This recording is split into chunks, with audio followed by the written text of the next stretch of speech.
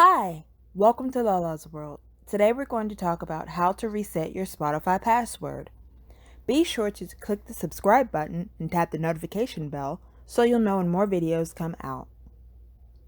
First, open your Spotify. Click on Settings in the top right corner. Scroll down, click on Support, then click on Search for Can't Remember Login Details. Click on Reset Your Password. Then you'll need to enter your username or email address. Then click Send. Go to your email. Click the password reset button in the email. Enter a new password.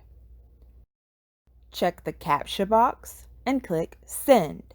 And your password has been reset. Well, thanks for watching.